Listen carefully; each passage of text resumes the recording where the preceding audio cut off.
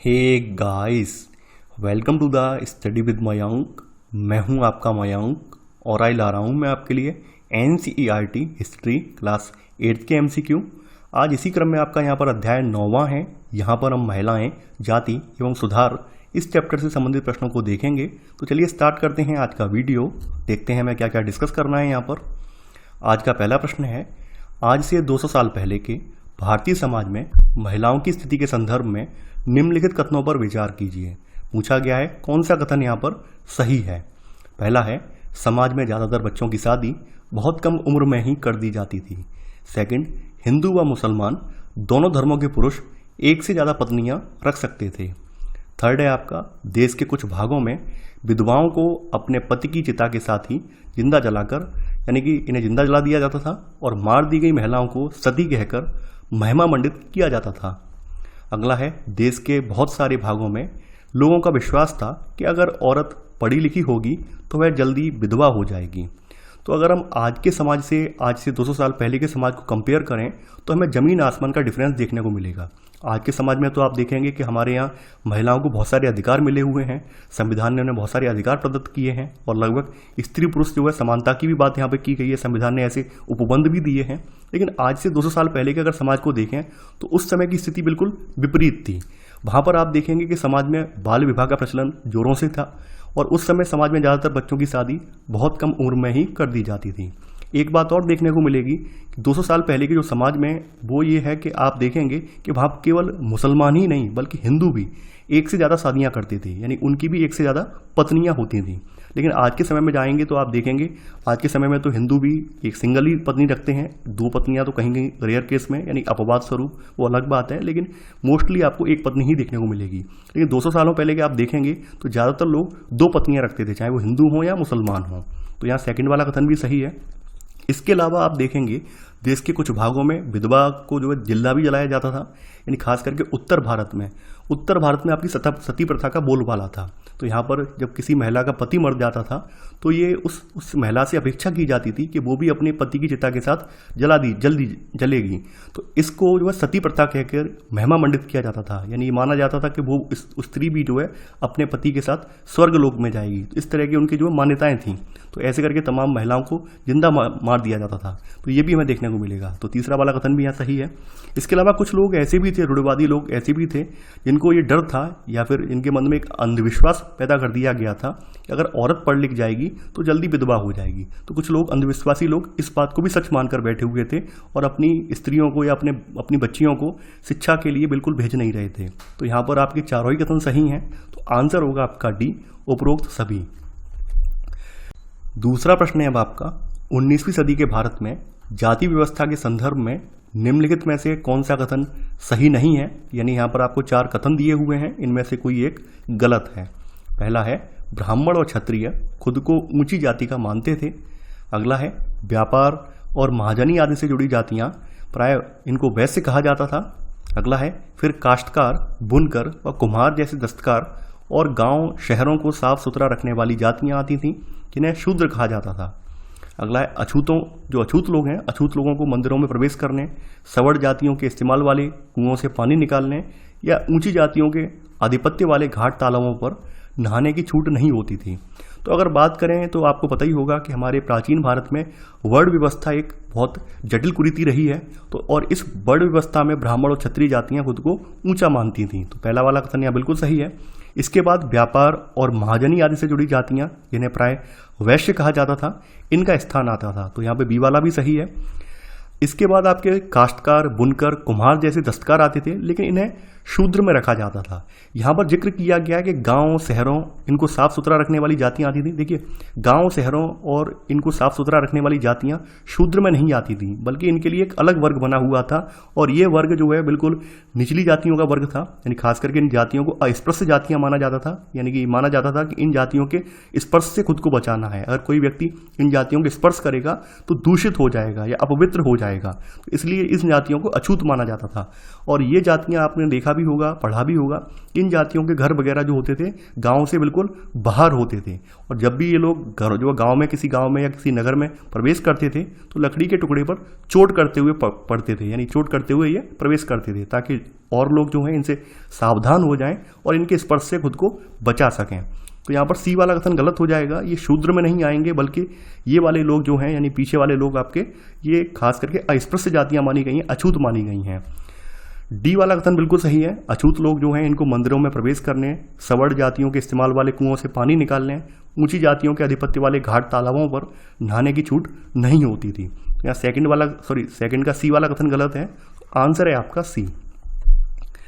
तीसरा प्रश्न है अब आपका, अंग्रेजों ने अपने शासनकाल में भारतीय समाज में विधवाओं और बच्चों के जीवन में सुधार लाने के लिए कुछ कानूनी प्रयास किए। निम्नलिखित में से ऐसे प्रयासों का सही कालक्रम कौन सा है, यानी यहाँ पर ये प्रयास जो किए गए हैं इनका सही कालक्रम कौन सा है वो आपको बताना है। सती प्रथा पर रोक, विधवा विवाह के पक्ष में कानून, बाल विवाह निषेध अधिनियम। तो 1 बाय 1 करके बात करते जाते हैं। देखिए, राजा राममोहन राय के प्रयासों से आप देखेंगे कि इनके प्रयासों के फलस्वरूप 1829 में 1829 में सती प्रथा पर रोक लगा दी गई है। 1829 में सती प्रथा पर पाबंदी लगाई गई है। इसके बाद बात करते हैं विधवा विवाह के पक्ष में कानून। देखिए, यहाँ पर ईश्वर चंद्र विद्यासागर एक आपके प्रमुख समाज सुधारक हुए हैं और इनके प्रयास से 1856 में सरकार ने जो है विधवा विवाह के पक्ष में एक कानून जारी किया है। बाल विवाह निषेध अधिनियम, बाल विवाह निषेध अधिनियम जो था वो 1929 में जारी किया गया है, 1929 में ये लागू किया गया है। तो यहाँ पर आपका सही क्रम आपका होगा ए वाला, यानी सती प्रथा पर रोक, फिर उसके बाद विधवा विवाह के पक्ष में कानून बना है, फिर बाल विवाह निषेध अधिनियम आएगा। तो तीसरे का आंसर होगा आपका ए। चौथा प्रश्न है अब आपका, बंगाल में प्रारंभ हुए समाज सुधार आंदोलनों का नेतृत्व करने वाले राजा राममोहन राय के संदर्भ में निम्नलिखित में से कौन सा कथन सही नहीं है। पहला है, 1828 में राजा राममोहन राय ने ब्रह्म सभा की स्थापना कलकत्ता में की, इसे बाद में ब्रह्म समाज कहा गया। अगला है, राममोहन राय देश में पश्चिमी शिक्षा के प्रसार के खिलाफ थे, जबकि महिलाओं के लिए ज़्यादा स्वतंत्रता व समानता के पक्षधर थे। उन्होंने परिवर्तन लाने के लिए लोगों को प्रेरित किया कि वे पुराने व्यवहार को छोड़कर जीवन का नया ढंग अपनाने के लिए तैयार हों। उन्होंने अपने लेखन के जरिए यह सिद्ध करने का प्रयास किया कि प्राचीन ग्रंथों में विधवाओं को जलाने की अनुमति कहीं नहीं दी गई। देखिए, यहाँ पर बात कर लेते हैं राजा राममोहन राय की। राजा राममोहन राय का जन्म जो है 1772 में हुआ है और इनकी मृत्यु जो है 1833 में हुई है। तो राजा राममोहन राय एक प्रमुख सुधारकों में रखे गए हैं, एक प्रमुख सुधारक भी हैं और इनके प्रयासों से आपको पता ही होगा सती प्रथा पर रोक लगी है, तो इसलिए इनका नाम अग्रणी आता है पहले सुधारकों में। तो 1828 में राजा राममोहन राय ने ब्रह्म सभा की स्थापना की है और बाद में यही ब्रह्म समाज में परिवर्तित हो गया है, यानी बाद में इसका नाम ब्रह्म समाज रखा पड़ गया है और ये नाम 1830 में पड़ा है, ये भी ध्यान देना। तो पहला वाला कथन यहाँ बिल्कुल सही है। सेकंड है, राजा राममोहन राय देश में पश्चिमी शिक्षा के प्रसार के खिलाफ थे। देखिए, ये कथन गलत है। राजा राममोहन राय जो थे देश में पश्चिमी शिक्षा का प्रसार करने और महिलाओं के लिए ज़्यादा स्वतंत्रता व समानता के पक्षधर थे और उन्होंने कई बार लिखा भी है इसके बारे में कि महिलाओं को जबरन घरेलू कामों से बांधकर रखा जाता था, उनकी दुनिया जो थी घर और रसोई तक ही सीमित कर दी जाती थी और उन्हें बाहर जाकर पढ़ने लिखने की इजाज़त नहीं दी जाती थी। तो उनका मानना यह था कि महिलाओं को छूट दी जाए, महिलाओं को पढ़ने लिखने की आज़ादी दी जाए। तो ऐसा उनका मानना था कि महिलाएं जब तक पढ़ेंगी लिखेंगी नहीं तब तक अपने अधिकारों के बारे में सचेत नहीं हो पाएंगी, तो इसलिए महिलाओं का पढ़ना लिखना बहुत ज़रूरी है। तो ये पश्चिमी शिक्षा के प्रसार के खिलाफ नहीं थे बल्कि फेवर में थे। तो बी वाला कथन यहाँ गलत हो जाएगा। इसके अलावा यहाँ पर आप देखेंगे इन्होंने खास करके लोगों को प्रेरित भी किया है, लोगों से कहा है कि आप जो अपना पुराना व्यवहार छोड़िए और नई जीवन शैली को, नए ढंग को अपनाइए। तो उससे क्या होगा, उससे ये होगा कि आपकी सोच में आपकी जो भी आपकी यानी अंदर विचार हैं उनमें परिवर्तन आएगा और एक नए समाज का निर्माण होगा। तो यहाँ पर आपका सी वाला कथन भी सही है। इसके अलावा आप ये देखेंगे कि इन्होंने खास करके जो लोग विधवाओं को जला देते थे सती प्रथा के नाम पर, तो इनको रोकने के लिए इन्होंने प्राचीन ग्रंथों का सहारा लिया है। प्राचीन ग्रंथों का हवाला देते हुए इन्होंने स्त्री की जो महिमा बताई गई है प्राचीन ग्रंथों में, स्त्री को जो आदर दिया गया है प्राचीन समय में, तो उसके जरिए इन्होंने ये सिद्ध किया है कि ये कहीं भी प्राचीन ग्रंथों में महिलाओं को जलाने की अनुमति नहीं दी गई है। आप ये क्यों कर रहे हैं, ऐसा क्यों कर रहे हैं? तो कहीं ना कहीं इस तरह से ये इन्होंने सती प्रथा को रोकने का प्रयास किया है। तो यहाँ पर चौथे का बी वाला कथन आपका गलत है, तो आंसर है आपका फोर्थ का बी। पांचवा प्रश्न है अब आपका, निम्नलिखित में से किस भारतीय समाज सुधारक के सुझाव को मानकर अंग्रेज सरकार ने 1856 में विधवा विवाह के पक्ष में कानून पारित किया? स्वामी दयानंद सरस्वती, केशव चंद्र सेन, रामकृष्ण परमहंस, ईश्वर चंद्र विद्यासागर। देखिए यहाँ पर आप देखेंगे जो आपके प्रसिद्ध समाज सुधारक हैं ईश्वर चंद्र विद्यासागर, इन्होंने अभी विधवा विवाह के पक्ष में प्राचीन ग्रंथों का हवाला दिया है और अंग्रेज सरकार ने उनका यह सुझाव मान लिया और आप देखेंगे 1856 में विधवा विवाह के पक्ष में एक कानून भी पारित कर दिया गया। तो यहाँ पर ईश्वर चंद्र विद्यासागर हैं, इसकी वजह से ये आपका विधवाओं के लिए कानून पारित किया गया, विधवा विवाह के लिए 1856 में कानून बनाया गया है। तो 5वें का आंसर होगा आपका डी वाला। 6वां प्रश्न है अब आपका, मद्रास प्रेसिडेंसी को तेलुगु भाषी इलाकों में किस समाज सुधारक ने विधवा विवाह के समर्थन में एक संगठन बनाया था? श्री नारायण गुरु, ईवी रामास्वामी नायकर, वीरेशलिंगम पंतलू। देखिए आप देखेंगे 19वीं सदी के उत्तरार्ध तक जो विधवा विवाह है इसके पक्ष में चलाए जा रहे आंदोलन ने पूरे देश के विभिन्न भागों में यहाँ पर आप देखेंगे ये फैल गया है। और इसी क्रम में जो मद्रास प्रेसिडेंसी है इसके तेलुगु भाषी इलाकों में वीरेशलिंगम पंतलू जो हैं इन्होंने विधवा विवाह के समर्थन में एक संगठन बनाया था।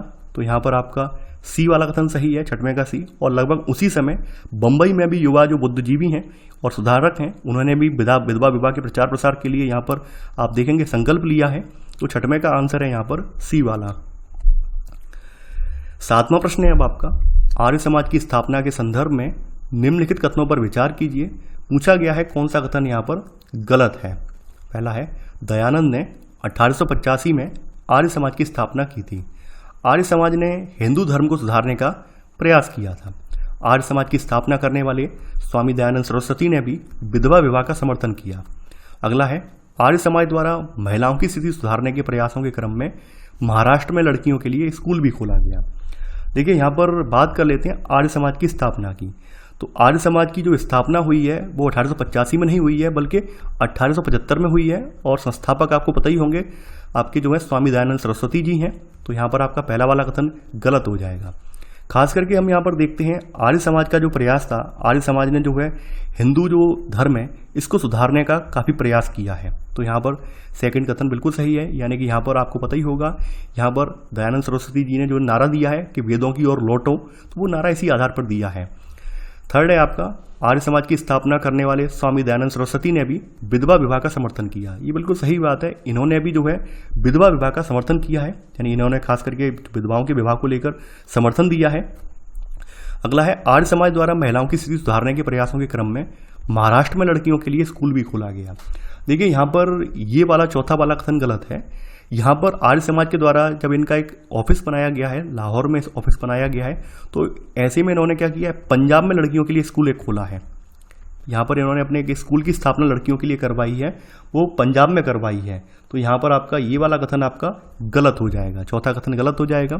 यहाँ पर पूछा गया है कौन कौन से कथन गलत हैं, यहाँ पर आपका पहला और चौथा कथन गलत है। तो आंसर है आपका यहाँ पर बी, 7वें का बी। 8वां प्रश्न है अब आपका, कथन दिया है, कारण दिया है। 19वीं सदी में पढ़ने लिखने वाली ज़्यादातर महिलाओं को उनके उदार विचारों वाले पिता या पति की देखरेख में घर पर ही पढ़ाया जाता रहा। कारण क्या था? स्कूल जाने के लिए लड़कियों को सार्वजनिक स्थानों से गुजरकर जाना पड़ता था और बहुत सारे लोगों को लगता था कि इससे लड़कियां बिगड़ जाएंगी। देखिए ये बात बिल्कुल सही है, हालांकि लोग शिक्षा के लिए जागरूक हो रहे थे, शिक्षा के प्रति उनका कह सकते हैं आकर्षण बढ़ रहा था, लेकिन फिर भी उनके मन में एक भय बना हुआ था, एक संशय बना हुआ था। उनको ऐसा लगता था कि अगर लड़कियों को घर से बाहर भेजेंगे हो सकता है ये बिगड़ जाएंगी, बाहर के तौर तरीके सीख के ये घर के जो काम है, शादी के बाद के जो भी घर की देखभाल करने के काम है ये नहीं करेंगी, इससे समाज की व्यवस्था बिगड़ जाएगी, ऐसा लोगों के अंदर मानना था। तो इस वजह से तमाम लोग जो शिक्षा के प्रति इच्छुक थे, शिक्षा के प्रति जागरूक हुए थे, उन्होंने अपने घर में लड़कियों को पढ़ाने की व्यवस्था अपने घर के भीतर ही करी। और ऐसे करके आप देखते हैं ज़्यादातर महिलाएं जो थी, उदार विचार वालों जो पति हैं, उनके पिता हैं, इनकी देखरेख में घर पर ही अध्ययन करने लगी। तो कथन यहाँ पर बिल्कुल सही है। कारण क्या है? कारण आपका यही है कि लोगों को डर लगता था कि कहीं सार्वजनिक स्थानों से महिलाएं गुजरेंगी तो वहाँ के तौर तरीके, वहाँ की जो भी बातचीत हो रही है उसको सुनकर उनका ध्यान कहीं भटक ना जाए, हो सकता है कहीं बिगड़ ना जाए। इस तरह के विचारों से लोग ग्रसित थे। इस वजह से तमाम लोग उस समय क्या थे, अपनी जो भी बेटियां हैं या बहुएं हैं उनको घर में ही पढ़ाना ज़्यादा बेटर समझते थे। तो यहाँ पर ए और आर दोनों कथन सही हैं, यानी ए और आर दोनों सही हैं और आर ए का सही स्पष्टीकरण है। तो 8वें का आंसर होगा आपका ए वाला। 9वां प्रश्न है अब आपका, 19वीं सदी में मुस्लिम महिलाओं की शिक्षा के संदर्भ में निम्नलिखित कथनों पर विचार कीजिए। पूछा गया है यहाँ पर नीचे दिए गए कूट का प्रयोग करके सही उत्तर चुनिए। पहला है, उत्तर भारत के कुलीन मुस्लिम परिवारों की महिलाएं अरबी में कुरान शरीफ पढ़ना सीखने लगीं। उन्हें घर पर ही पढ़ाने के लिए शिक्षिकाएं रखी जाती थीं। सेकंड है, मुमताज अली जैसे कुछ सुधारकों ने कुरान शरीफ की आयतों का हवाला देकर कहा कि महिलाओं को भी शिक्षा का अधिकार मिलना चाहिए। बेगम रुकैया सखावत हुसैन ने कलकत्ता और पटना में मुस्लिम लड़कियों के लिए स्कूल खोले। देखिए यहाँ पर हम ये देखते हैं जैसे जैसे शिक्षा का प्रसार होने लगा है उसमें क्रम में यहाँ पर मुस्लिम जो वर्ग है वो भी अछूता नहीं रहा है। खास करके आप देखेंगे जो संपन्न मुस्लिम वर्ग के परिवार थे वो भी ये चाहते थे कि उनके घरों की महिलाएं पढ़ना लिखना सीखें। तो इसी क्रम में उत्तर भारत के जो कुलीन मुस्लिम परिवार हैं इनकी महिलाएं अरबी में कुरान शरीफ पढ़ना सीखने लगी थीं। लेकिन यहाँ आप देखेंगे उन्हें घर पर ही पढ़ाने के लिए शिक्षिकाएं रखी जाती थीं। तो पहला वाला कथन यहाँ बिल्कुल सही है। इसी क्रम में यहाँ पर आप देखेंगे कि यहाँ पर इनमें से एक मुमताज अली नाम के एक सुधारक हुए हैं। इन्होंने कुरान शरीफ की आयतों का हवाला दिया है। इनका मानना ये था कि महिलाओं को भी शिक्षा का अधिकार मिले, तो इन्होंने शिक्षा का अधिकार महिलाओं को देने के लिए वकालत की है। तो यहाँ पर सेकंड वाला कथन भी सही है। यहाँ पर आप देखेंगे तमाम बेगमें हुई हैं, जैसे भोपाल की बेगम वगैरह जो हुई हैं उन्होंने लड़कियों के लिए खास करके अलीगढ़ वगैरह में स्कूल खुलवाए हैं। इसी क्रम में बेगम रुकैया सखावत का नाम भी आता है, तो इन्होंने भी कलकत्ता और पटना में मुस्लिम लड़कियों के लिए स्कूल खोले हैं। तो यहाँ पर तीसरा कथन भी सही है। यहाँ पर तीनों ही कथन सही हैं, तो आंसर होगा आपका डी, उपरोक्त सभी। 10वां प्रश्न है अब आपका, ब्रिटिश काल में स्त्री पुरुष तुलना नामक किताब जिसमें पुरुषों और महिलाओं के बीच मौजूद सामाजिक फर्कों की आलोचना की गई थी, निम्नलिखित में से किसके द्वारा प्रकाशित की गई थी? बेगम रुकैया सखावत, पंडिता रमाबाई, ताराबाई शिंदे, मुमताज अली। देखिए यहाँ पर आपने देखा होगा कि पूना पर आपने इनके बारे में पढ़ा भी होगा शायद, यानी कि कई बार इनका जिक्र आया है, समाजशास्त्र में भी इनका जिक्र आया है कि पूना में घर पर ही रहकर शिक्षा प्राप्त करने वाली जो ताराबाई शिंदे हैं, तो ताराबाई शिंदे ने यहाँ पर स्त्री पुरुष तुलना नाम से की एक किताब प्रकाशित की है और इस किताब के जरिए इन्होंने पुरुष और महिलाओं के बीच जो मौजूद सामाजिक फर्क हैं इनकी आलोचना इन्होंने की है। तो यहाँ पर 10वें का आंसर होगा आपका सी वाला, तो 10 का आंसर है आपका सी। 11वां प्रश्न है अब आपका, संस्कृत की महान विद्वान पंडिता रमाबाई के भारतीय समाज की महिलाओं के प्रति विचारों के संदर्भ में निम्नलिखित कथनों पर विचार कीजिए। यानी संस्कृत की जो महान विद्वान है पंडिता रमाबाई, इनके जो विचार हैं भारतीय समाज की महिलाओं के प्रति वो हम यहाँ पर देखेंगे। पूछा गया है कौन सा कथन यहाँ पर गलत है। पहला है, पंडिता रमाबाई का मानना था कि हिंदू धर्म महिलाओं का दमन करता है। उन्होंने ऊंची जातियों की हिंदू महिलाओं की दुर्दशा पर एक किताब भी लिखी थी। सेकंड, उन्होंने पूना में एक विधवा गृह की स्थापना की जहां ससुराल वालों के हाथों अत्याचार झेल रही महिलाओं को पनाह दी जाती थी। वहाँ महिलाओं को ऐसी चीज़ें सिखाई जाती थीं जिनके सहारे वे अपनी रोजी रोटी चला सकें। देखिए यहाँ बिल्कुल पहला वाला कथन बिल्कुल सही है। पंडिता रमाबाई का मानना यह था कि हिंदू धर्म जो है वो वास्तव में महिलाओं का दमन करता है और उन्होंने ऊंची जातियों की जो हिंदू महिलाएं हैं इनकी दुर्दशा पर एक किताब भी लिखी थी। पहला कथन यहाँ बिल्कुल सही है। इसके अलावा उन्होंने पूना में एक विधवा गृह की स्थापना भी की थी जहाँ पर ससुराल में सताई गई या प्रताड़ित महिलाएं जो थी इनको पनाह दी जाती थी और इनको कुछ कौशल भी सिखाया जाता था। इस कौशल के सहारे वो अपनी ज़िंदगी गुजर बसर कर पाती थी। यहाँ सेकंड वाला कथन भी सही है। देखिए यहाँ पर आप देखेंगे जो पंडिता रमाबाई हैं इन्होंने 1881 में आर्य महिला सभा नाम की एक सभा बनाई है। आर्य महिला सभा करके इसकी स्थापना की है। ये पूछा जाता है कि आर्य महिला सभा की स्थापना किसने की थी? आर्य महिला सभा की स्थापना पंडिता रमाबाई ने की थी और कब की थी? सन 1881 में। तो यहाँ पर आप देखेंगे दोनों ही कथन आपके सही हैं। अब चूंकि पूछा गया है कौन सा कथन गलत है, तो ना तो पहला गलत है और ना ही दूसरा गलत है। 12वां प्रश्न है अब आपका, 20वीं सदी में महिला अधिकारों को लेकर हुए प्रयासों के संदर्भ में निम्नलिखित कथनों में से कौन सा कथन सही नहीं है? पहला है, 20वीं सदी की शुरुआत से महिलाओं को मताधिकार, बेहतर स्वास्थ्य सुविधाएं और शिक्षा के अधिकार के बारे में कानून बनवाने के लिए राजनीतिक दबाव समूह बनाने लगी थी। सेकंड, कुछ महिलाओं ने 1920 के दशक के बाद भिन्न प्रकार के राष्ट्रवादी और समाजवादी आंदोलनों में हिस्सा भी लिया। अगला है, 20वीं शताब्दी में जवाहरलाल नेहरू और सुभाष चंद्र बोस जैसे नेताओं ने महिलाओं के लिए और अधिक स्वतंत्रता व समानता की मांगों का समर्थन किया। अगला है, राष्ट्रीय नेताओं ने आश्वासन दिया कि स्वतंत्रता मिलने से पूर्व ही सभी पुरुषों और महिलाओं को वोट डालने का अधिकार दे दिया जाएगा। देखिए आप ये देखेंगे 19वीं सदी में जो महिलाओं की शिक्षा को लेकर जो प्रयास किए गए हैं उन प्रयासों का परिणाम लगभग 100 साल बाद हमें देखने को मिलने लगा है। तमाम महिलाएं जो शिक्षित हो गई हैं वो अपने विचारों की अभिव्यक्ति करने लगी हैं, खास करके लेख लिखकर, पत्राचार करके, या फिर अपने जो भी लेख वगैरह हैं वो अखबारों में प्रकाशित करवा के, अपनी खुद की पत्रिकाएं निकालकर ऐसे करके अपनी विचारों की अभिव्यक्ति करने लगी हैं। तो आप ये देखते हैं कि 20वीं सदी की शुरुआत तक आते आते महिलाएं जो हैं मताधिकार को लेकर, अच्छी स्वास्थ्य सुविधाओं को लेकर और शिक्षा की जो है यानी कि महिलाओं की शिक्षा तक पहुंच को लेकर कानून बनवाने के लिए यहाँ पर राजनीतिक दबाव समूह बनाने लगी थी। तो यहाँ पहला वाला कथन यहाँ बिल्कुल सही है। बहुत सारी महिलाएं जो हैं ये आपके राष्ट्रवादी आंदोलन का हिस्सा भी बनी हैं, राष्ट्रवादी आंदोलन में कूद पड़ी हैं, तो ये भी कथन सही है। खास करके हम यहाँ देखेंगे कि जो प्रमुख नेता हैं आपके जवाहरलाल नेहरू, सुभाष चंद्र बोस, तो ये भी महिलाओं की समानता, स्वतंत्रता देने के पक्ष में थे। तो यहाँ पर सी वाला कथन भी सही है।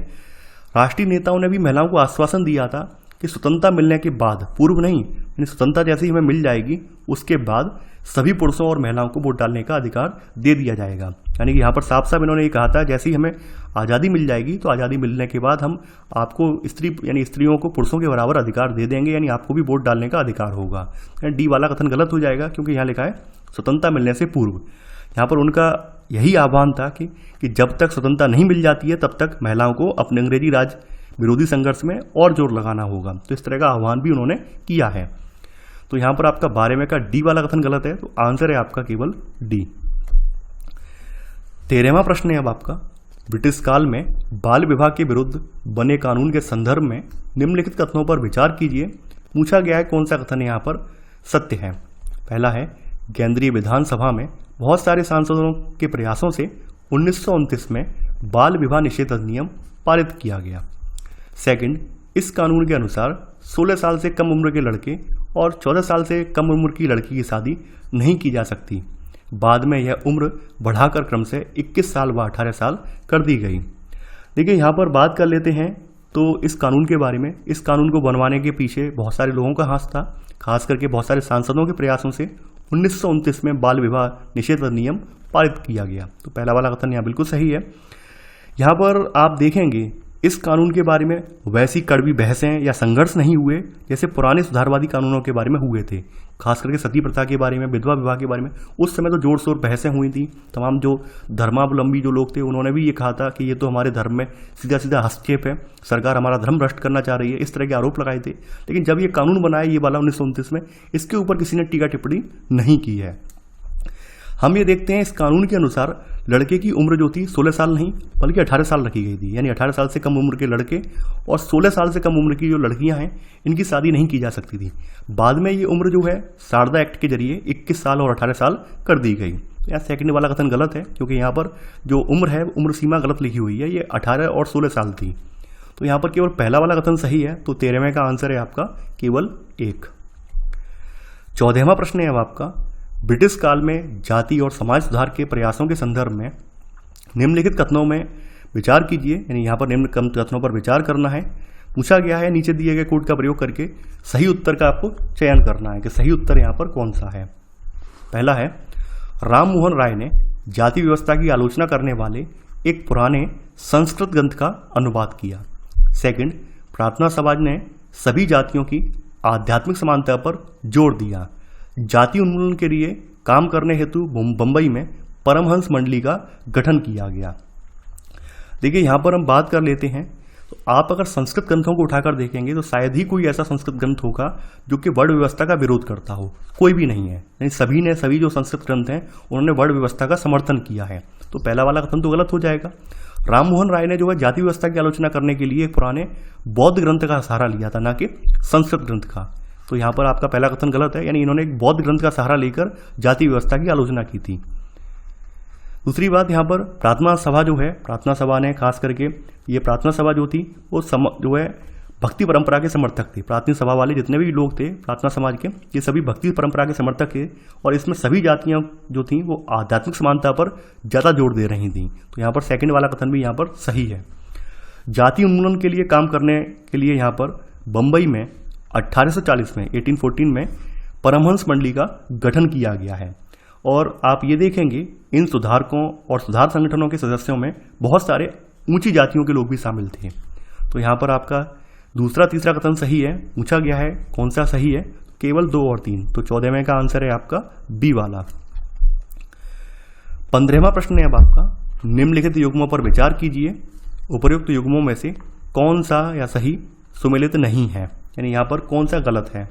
पहला है मदिगा समुदाय आंध्र प्रदेश, महार समुदाय महाराष्ट्र, दुबला समुदाय असम। बात करते हैं मदिगा समुदाय की। देखिए मदिगा समुदाय जो है आंध्र प्रदेश के एक महत्वपूर्ण ये अछूत जाति है, यानी आंध्र प्रदेश की एक महत्वपूर्ण अछूत जाति है। ये लोग क्या करते हैं, पशुओं के शवों को साफ करने, चमड़ा तैयार करने और चप्पल जूतियां सीने में ये माहिर होते हैं। और मदिगा समुदाय खास करके दक्षिण भारत के अन्य राज्यों में, तेलंगाना भी है जिसमें, कर्नाटक है, महाराष्ट्र है, तमिलनाडु है, इसमें ये बसते हैं। तो यहाँ पर पहला वाला कथन बिल्कुल सही है। महार समुदाय की बात कर लेते हैं। महार समुदाय जो है महाराष्ट्र और इसके आसपास के राज्यों में रहता है और यह महाराष्ट्र में जो है अनुसूचित जातियों का सबसे बड़ा समूह है। इस समूह के लोग जो है ये भी अछूत माने जाते थे और जातिगत सुधार आंदोलनों के जो बड़े नेता हुए हैं डॉक्टर बी आर अम्बेडकर, वो खास करके महार समुदाय से ही आते थे। तो यहाँ सेकंड वाला कथन भी सही है। दुबला समुदाय की बात कर लेते हैं। यहाँ लिखा हुआ है असम। देखिए दुबला समुदाय जो आपका है ये गुजरात में पाया जाता है। दुबला समुदाय गुजरात का समुदाय है और ये गुजरात में वास करने वाला समुदाय है। इस समुदाय के लोग जो थे ब्रिटिश काल में जो सवर्ण जमींदार थे इनके यहाँ मजदूरी करते थे। तो तीसरा वाला कथन यहाँ गलत हो जाएगा। पूछा गया है कौन सा युग्म सही सुमेलित नहीं है, तीसरा वाला सही सुमेलित नहीं है, तो आंसर है 15 में का सी, केवल थर्ड। 16वां प्रश्न है अब आपका। ब्रिटिश काल में न्याय और समानता के लिए हुए प्रयासों के संदर्भ में निम्नलिखित कथनों पर विचार कीजिए। पूछा गया है कौन सा कथन यहाँ पर सही है। पहला है जातीय भेदभाव के विरुद्ध घासीदास ने दक्षिण भारत में सतनामी आंदोलन शुरू किया। पूर्वी बंगाल में हरिदास ठाकुर ने, इनके मदुआ पंथ ने निम्न जाति चांडाल काश्तकारों के बीच काम किया। अगला है सत्यशोधक समाज नामक संगठन ने जातीय समानता के समर्थन में मुहिम चलाई। देखिए यहाँ पर बात कर लेते हैं आपकी मध्य भारत का जो आंदोलन हुआ है। यहाँ पे लिखा गया है जाति भेदभाव के विरुद्ध घासीदास ने दक्षिण भारत में सतनामी आंदोलन शुरू किया। सतनामी आंदोलन जो हुआ था वो दक्षिण भारत में शुरू नहीं हुआ है बल्कि मध्य भारत में हुआ है। तो यहाँ पर आपका पहला वाला कथन गलत हो जाएगा, यानी ये दक्षिण भारत का आंदोलन नहीं है बल्कि मध्य भारत का है। मध्य भारत में सतनामी आंदोलन की शुरुआत जो है ये घासीदास ने की थी और इन्होंने चमड़े का काम करने वाली जातियों को संगठित किया था और उनकी सामाजिक स्थिति में सुधार करने के लिए आंदोलन छेड़ दिया था।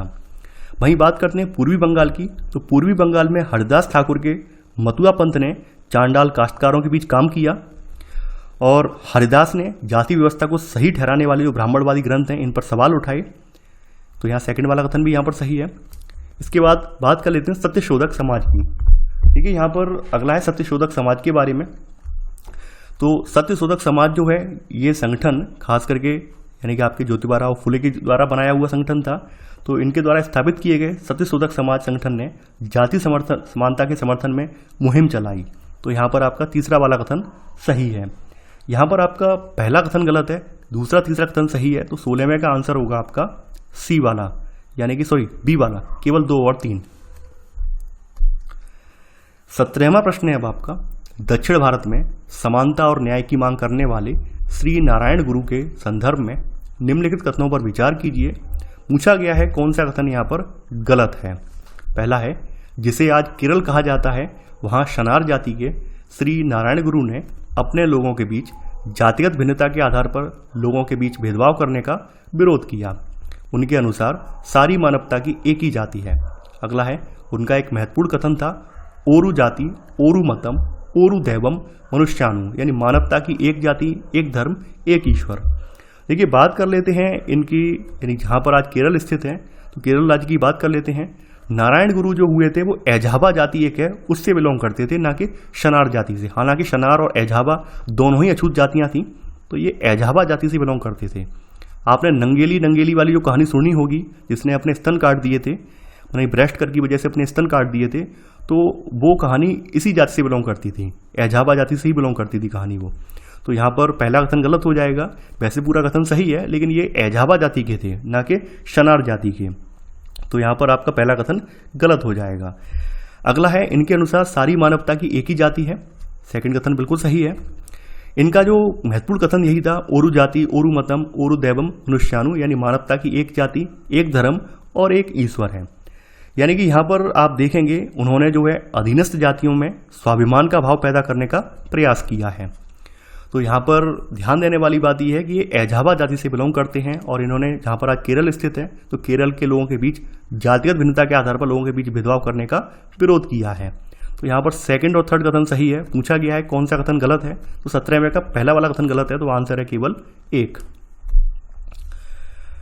18वां प्रश्न है अब आपका, गुलामगिरी नामक पुस्तक का लेखक निम्नलिखित में से कौन है? Doctor Bhimrao Ambedkar, E.V. रामास्वामी नायकर, आत्माराम पांडुरंग, ज्योतिबा राव फुले। देखिए बात कर लेते हैं गुलामगिरी पुस्तक की। तो 1873 में 1873 में यहाँ पर आपके महात्मा ज्योतिबा राव फुले ने गुलामगिरी नामक किताब लिखी है और इससे लगभग 10 साल पहले अमेरिका में जो गृह युद्ध हो चुका था, इसके फलस्वरूप अमेरिका में दास प्रथा खत्म कर दी गई थी।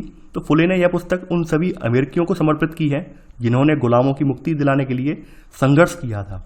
19वीं सदी के आखिरी हिस्से में ज्योतिबा राव फुले द्वारा महिलाओं की स्थिति सुधारने के प्रयासों के क्रम में महाराष्ट्र में लड़कियों के लिए स्कूल भी खोला गया है।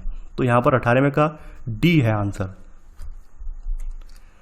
19वां प्रश्न है अब आपका, निम्न जाति नेताओं में सबसे मुखर ज्योतिबा राव फुले के विचारों के संदर्भ में निम्नलिखित कथनों में से कौन सा सही नहीं है, ये यहां बताना है आपको।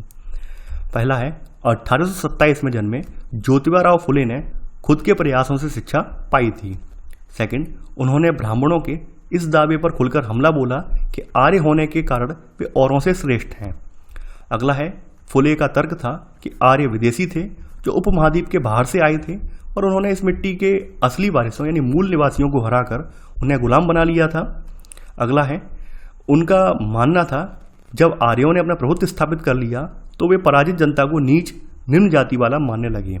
उन्होंने सुझाव दिया कि शूद्रों यानी श्रमिक जातियों और अतिशूद्रों अछूत को जाति भेदभाव खत्म करने के लिए संगठित होना चाहिए। बात कर लेते हैं ज्योतिबा राव फुले की।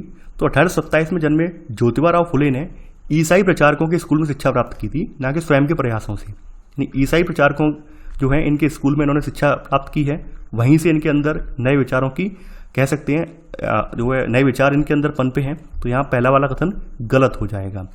खास करके इन्होंने जो ब्राह्मणों के श्रेष्ठता वाले दावे पर जो है यहाँ पर चोट की है, गहरा आघात किया है। यानी जो ब्राह्मण कहते थे कि हम आर्य हैं और आर्य होने की वजह से हम अन्य से श्रेष्ठ हैं, तो इन्होंने इस पर तल्ख टिप्पणी की है। इन्होंने यहाँ पर आप देखेंगे, देखिए सबसे पहले इन्होंने ही बात मूल निवासी वाला जो कॉन्सेप्ट है वो ज्योतिबा राव फुले ने ही दिया है। यानी जो आर्य विदेशी थे तो इन्होंने यही ये कॉन्सेप्ट दिया है जो उपमहाद्वीप के बाहर से आए थे और उन्होंने इस मिट्टी के असली वारिस यानी जो मूल निवासी थे उनको हराकर गुलाम बना लिया था। या सी वाला कथन भी इनका सही है। इनका मानना यही था कि जो आर्य हैं, आर्यों ने अपना प्रभुत्व स्थापित कर लिया था और जो जनता इनसे हार गई है, पराजित हो गई है, उसे ये नीच या निम्न जाति वाला मानने लगे थे। खास करके इन्होंने जाति एकता को बढ़ावा देने के लिए ये आह्वान किया है, सुझाव दिया है जो शूद्र हैं, श्रमिक जातियां हैं और जो अतिशूद्र हैं यानी जिन्हें अछूत माना जाता है, इनको जाति भेदभाव खत्म करने के लिए संगठित होना चाहिए, तभी ये सक्सेसफुल हो पाएंगे। तो यहाँ पर आपका पहला वाला कथन गलत है, बाद बाकी बी सी डी ई सही है। तो 19वें का आंसर है आपका ए। 20वां प्रश्न है अब आपका, डॉक्टर B.R. अम्बेडकर और उनके द्वारा चलाए गए मंदिर प्रवेश आंदोलन के संदर्भ में निम्नलिखित कथनों पर विचार कीजिए। पूछा गया है कौन सा कथन यहाँ पर सही नहीं है, यानी गलत कौन सा है। पहला है, अम्बेडकर एक महार परिवार में पैदा हुए थे। स्कूल की पढ़ाई पूरी करने के बाद उन्हें उच्च अध्ययन के लिए अमेरिका जाने हेतु फेलोशिप मिल गई थी। अगला है, 1916 में भारत लौटने पर उन्होंने समकालीन समाज में उच्च जाति सत्ता की संरचना पर काफ़ी लिखा। सन 1926 में अम्बेडकर ने मंदिर प्रवेश आंदोलन शुरू किया, जिसमें महार जाति के लोगों ने बड़ी संख्या में हिस्सा लिया।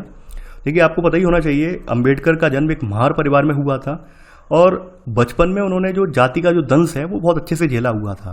लेकिन जैसे तैसे करके अपने संघर्षों से उन्होंने पढ़ाई पूरी की है और बाद में अमेरिका जाने हेतु उन्हें फेलोशिप भी मिल गई है। तो पहला वाला कथन बिल्कुल सही है। अमेरिका से इनकी वापसी जो हुई है वो 1916 में नहीं हुई है, बल्कि 1919 में हुई है।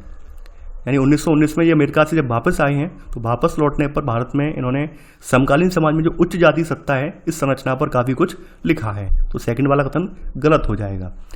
यहाँ पर आप देखेंगे कि सन 1926 में नहीं बल्कि सन 1927 में इन्होंने मंदिर प्रवेश का आंदोलन स्टार्ट किया है। बड़ी संख्या में जो इनकी महार जाति के लोग हैं इसमें शामिल हुए हैं और ब्राह्मण पुजारी इस बात को लेकर बहुत आग बबूला हो गए थे कि दलित भी मंदिर के जलाशय का पानी इस्तेमाल कर रहे हैं। तो यहाँ पर ये मंदिर जो सत्याग्रह है 1927 में स्टार्ट किया है इन्होंने। 1927 से लेकर 1935 तक, यानी कि आप देखेंगे अंबेडकर ने मंदिरों में प्रवेश के लिए 3 आंदोलन चलाए हैं और वह पूरे देश को दिखाना चाहते थे कि समाज में जाति पूर्वाग्रहों की जकड़ कितनी मजबूत है। हालांकि ये मंदिर आंदोलन इनके सफल नहीं हो पाए हैं, मंदिरों में दलितों का प्रवेश नहीं हो पाया है। इससे क्षुब्ध होकर बाद में आपको पता ही होगा इन्होंने अपना धर्मांतरण कर लिया है, अपने आप को बौद्ध धर्म में शामिल कर लिया, यानी बौद्ध धर्म की इन्होंने धर्म की दीक्षा ले ली है। तो यहाँ पर आप देखेंगे पूछा गया है कौन सा कथन सही नहीं है, तो सी वाला कथन, केवल 2 और 3 कथन सही नहीं है, तो आंसर है आपका 20 का सी। 21वां प्रश्न है अब आपका, ब्रिटिश काल में गैर ब्राह्मण आंदोलनों से संबंधित ईबी रामास्वामी नायकर के संदर्भ में निम्नलिखित कथनों पर विचार कीजिए। पूछा गया है उपयुक्त कथनों में से कौन सा कथन सही है। पहला है, इन्हें पाटीदार नाम से भी जाना जाता था। अपने प्रारंभिक जीवन में उन्होंने संस्कृत शास्त्रों का गंभीरता से अध्ययन किया था। वे कांग्रेस के सदस्य भी बने, परंतु जातिवाद से हताश होकर पार्टी छोड़ दी। उन्होंने अछूतों के हितों को ध्यान में रखते हुए स्वाभिमान आंदोलन शुरू किया। ये हिंदू वेद पुराणों के समर्थक थे, लेकिन जाति व्यवस्था के कट्टर आलोचक थे। देखिए यहाँ पर आप देखेंगे इन्हें पाटीदार नाम से नहीं, इनका दूसरा नाम पेरियार है, यानी ईवी रामास्वामी पेरियार के नाम से भी ये फेमस हुए हैं, पेरियार के नाम से ज़्यादा फेमस हुए हैं। तो यहाँ पहला वाला कथन गलत हो जाएगा, यानी इन्हें पेरियार नाम से भी जाना जाता था और अपने प्रारंभिक जीवन में इन्होंने संस्कृत शास्त्रों की गंभीरता से इन्हें अध्ययन किया है। यानी कहा जाए तो शुरुआत में के दिनों में ये एक सन्यासी थे और इन्होंने संस्कृत शास्त्रों को बहुत अच्छे से पढ़ा था। यहाँ पर देखने को हमें ये मिलता है कि अपने शुरुआती टाइम में ये कांग्रेस के सक्रिय सदस्य भी रहे हैं, लेकिन वहाँ पर एक बार एक दावत हुई है कांग्रेस में, उस दावत में बैठने का इंतजाम अलग अलग किया गया था। यानी कि जो निचली जातियों के लोग हैं उनके लिए अलग बैठने का इंतजाम था, अगड़ी जातियों के लोगों के लिए अलग बैठने का इंतजाम था। तो इस बात को देखकर ये बहुत निराश हुए, बहुत ज़्यादा हताश हुए और हताश होकर इन्होंने पार्टी ही छोड़ दी। इसके अलावा यहाँ पर आप देखेंगे इन्होंने अछूतों के हितों को ध्यान में रखते हुए स्वाभिमान आंदोलन शुरू किया। तो यहाँ पर तीसरा वाला कथन भी यहाँ पर सही है। पेरियार जो थे हिंदू वेद पुराणों के कट्टर आलोचक थे, इनके समर्थक नहीं थे बल्कि कट्टर आलोचक थे। खासतौर पर ये मनु द्वारा जो रचित संहिता है, भगवत गीता है और रामायण, इनके भी कटु आलोचक थे। इनका ये कहना था कि ब्राह्मणों ने निचली जातियों पर अपनी सत्ता और महिलाओं पर पुरुषों का प्रभुत्व स्थापित करने के लिए इन पुस्तकों का सहारा लिया था। तो यहाँ चौथा कथन गलत हो जाएगा कि ये हिंदू पुराणों के समर्थक थे लेकिन जाति व्यवस्था के कट्टर आलोचक थे। नहीं, ये हिंदू वेद पुराणों के समर्थक नहीं थे बल्कि कटु आलोचक थे। यहाँ पर आपका केवल दूसरा और तीसरा कथन सही है, तो 21वें का आंसर होगा आपका बी, केवल 2 और 3। 22वां प्रश्न है अब आपका। यहाँ पर मिशन दिए हुए हैं एक तरफ और इनकी स्थापना पूछी गई है कि कब इनकी स्थापना हुई है वो आप देखेंगे। सबसे पहले स्टार्टिंग करते हैं ब्रह्म समाज। देखिए ब्रह्म समाज की स्थापना आपको पता ही होगा, ब्रह्म सभा के रूप में 1828 में हुई है और बाद में इसका नाम ब्रह्म समाज पड़ गया है 1830 में।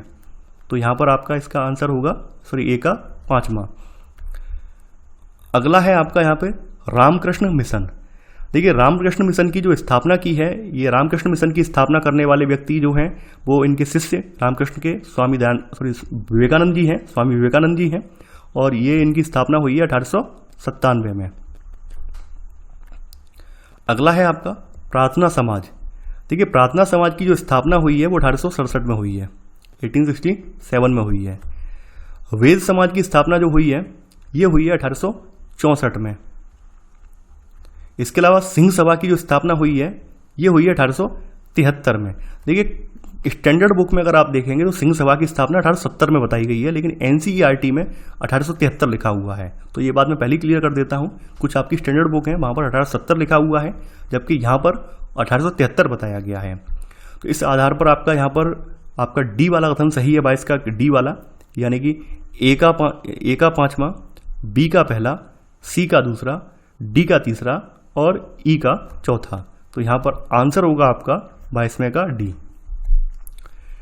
23वां प्रश्न है अब आपका। दिए गए मिशनों और उनके उद्देश्यों के संदर्भ में निम्नलिखित कथनों पर विचार कीजिए। यहाँ पर पूछा गया है उपर्युक्त युग्मों में से कौन सा सही है, यानी यहाँ पर जो युग्म दिए हुए हैं इनमें से कौन सा युग्म सही है ये आपको बताना है। पहला है ब्रह्म समाज। तो ब्रह्म समाज के बारे में बताया गया है कि सभी प्रकार की मूर्ति पूजा और बलि के विरोधी और उपनिषदों में विश्वास। यंग बंगाल, समाज सेवा और निस्वार्थ श्रम के जरिए मुक्ति के लक्ष्य पर जोर। रामकृष्ण मिशन, महिलाओं के लिए शिक्षा की मांग और सोच व अभिव्यक्ति की स्वतंत्रता पर बल। देखिए बात कर लेते हैं ब्रह्म समाज की। तो यह संस्था जो थी सभी प्रकार की मूर्ति पूजा और बलि के विरुद्ध थी और इसके अनुयायी जो थे उपनिषदों में विश्वास रखते थे। तो यहाँ पहला वाला कथन बिल्कुल सही है। देखिए यंग बंगाल मूवमेंट, इसके बारे में आपको पता ही होगा। ये एक व्यक्ति हुए हेनरी लुई विवियन डेरोजियो, तो इन्होंने ये प्रारंभ किया था। मैं लिख दे रहा हूँ पूरा नाम इनका काफ़ी बड़ा है। हेनरी लुई विवियन डेरोजियो नाम है इनका, वैसे डेरोजियो कहा जाता है इन्हें शॉर्ट में। तो ये इन्होंने प्रारंभ किया था। देखिए जो 1820 के दशक में जो ये डेरोजियो हैं, ये हिंदू कॉलेज कलकत्ता के अध्यापक थे। इन्होंने अपने विद्यार्थियों को आमूल परिवर्तनकारी विचारों से अवगत कराया और उन्हें तमाम तरह से सत्ता पे चल रहा था उस सत्ता पर सवाल खड़ा करने के लिए जो है प्रोत्साहित भी किया है। इनके द्वारा शुरू की गई यंग बंगाल मूवमेंट में उनके विद्यार्थियों ने परंपराओं और रीति रिवाजों पर उंगली उठाई है। इन्होंने जो है खास करके महिलाओं के लिए शिक्षा की मांग की है और सोच व अभिव्यक्ति की स्वतंत्रता पर भी बल दिया है। तो यहाँ पर सेकंड कथन गलत हो जाएगा। रामकृष्ण मिशन की बात कर लेते हैं, जिसकी स्थापना जो है स्वामी विवेकानंद के द्वारा की गई थी 1897 में। तो इन्होंने इसमें समाज सेवा और निस्वार्थ श्रम के जरिए मुक्ति के लक्ष्य पर ज़्यादा जोर दिया है। तो यहाँ पर आपका सेकंड और थर्ड कथन दोनों रिवर्स लिखे हुए हैं, यानी एक दूसरे का उल्टा है ये। तो यहाँ पर आपका दूसरा तीसरा कथन गलत है, केवल पहला सही है। तो आंसर है आपका ए, केवल एक। 23वें का आंसर है केवल एक। 24वां प्रश्न है अब आपका, प्रार्थना समाज के संदर्भ में निम्नलिखित कथनों पर विचार कीजिए। पूछा गया है कौन सा कथन यहाँ पर सही नहीं है, गलत कौन सा है। पहला है इसकी स्थापना बंबई में की गई, इसने जाति बंधनों की समाप्ति तथा बाल विवाह के उन्मूलन का प्रयास किया, इसने महिलाओं की शिक्षा को प्रोत्साहित किया किंतु विधवा विवाह पर पाबंदी का समर्थन किया। देखिए आपको पता होना चाहिए कि जो प्रार्थना समाज है इसकी स्थापना 1867 में बंबई में की गई है और यहाँ पर इसके स्थापना जो करता है, प्रार्थना समाज की स्थापना करने वाले व्यक्ति हैं वो डॉक्टर आत्माराम पांडुरंग हैं यहाँ पर। तो यहाँ पहला वाला कथन बिल्कुल सही है। खास करके हम यहाँ देखते हैं इसने जाति बंधनों को खत्म करने और बाल विवाह के उन्मूलन के लिए प्रयास किया है। तो यहाँ पर सेकंड कथन भी सही है। यहाँ पर इन्होंने जो है महिलाओं की शिक्षा को प्रोत्साहित किया है, लेकिन यहाँ लिखा हुआ है किंतु विधवा विवाह पर पाबंदी का समर्थन किया। नहीं, इन्होंने विधवा विवाह पर पाबंदी का समर्थन नहीं किया है, बल्कि ये विधवा विवाह की जो पाबंदी लगी हुई थी इसके खिलाफ आवाज़ उठाई है। तो यहाँ पर तीसरा वाला कथन गलत हो जाएगा। यहाँ पर पूछा गया है कौन सा कथन सही नहीं है, तो यहाँ पर केवल तीसरा वाला यानी सी वाला कथन सही नहीं है। तो आंसर है 24 का सी। 25वां प्रश्न है अब आपका, वेद समाज के संदर्भ में निम्नलिखित कथनों पर विचार कीजिए। पूछा गया है कौन सा कथन यहाँ पर सही है। पहला है यह प्रार्थना समाज से प्रेरित था। सेकंड, इसने जातिगत भेदभाव को समाप्त करने और विधवा विवाह तथा महिला शिक्षा को प्रोत्साहित करने के लिए काम किया।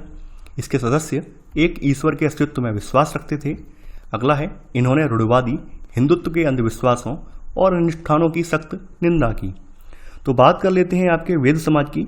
इसकी स्थापना आपको पता ही होना चाहिए, मद्रास में 1864 में इसकी स्थापना हुई है, यानी आज के चेन्नई में इसकी स्थापना हुई है 1864 में।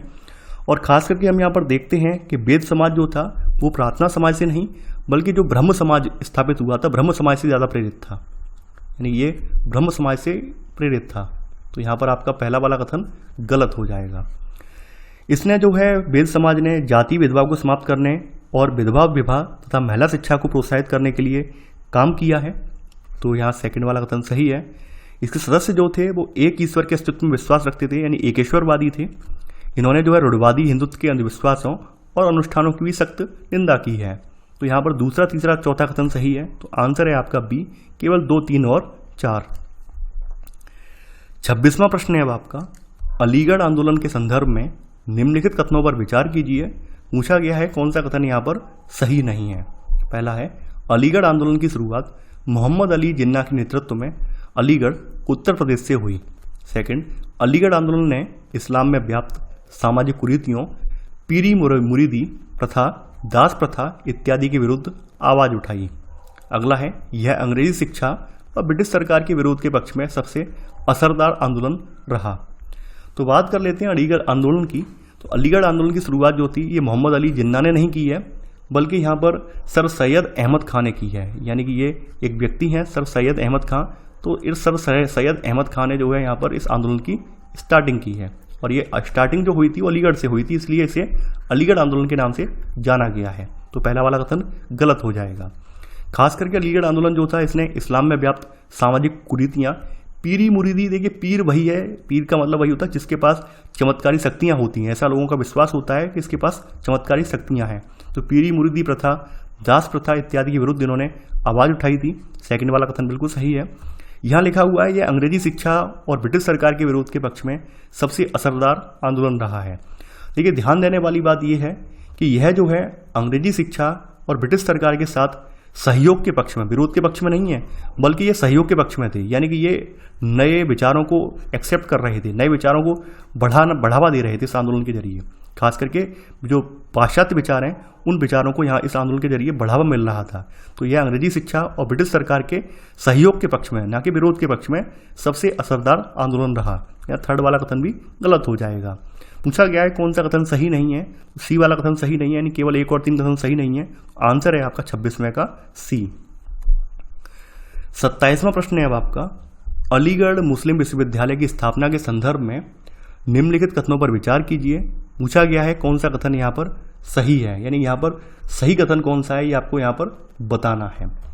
पहला है यहाँ पर, सैयद अहमद खां द्वारा 1885 में अलीगढ़ में खोले गए मोहम्मदन एंग्लो ओरिएंटल कॉलेज को ही बाद में अलीगढ़ मुस्लिम विश्वविद्यालय के नाम से जाना गया।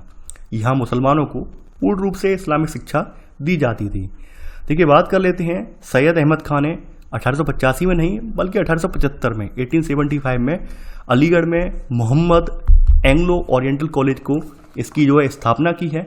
और बाद में आप देखेंगे इस कॉलेज का नाम 1920 में 1920 में अलीगढ़ मुस्लिम यूनिवर्सिटी के रूप में ये जाना गया है।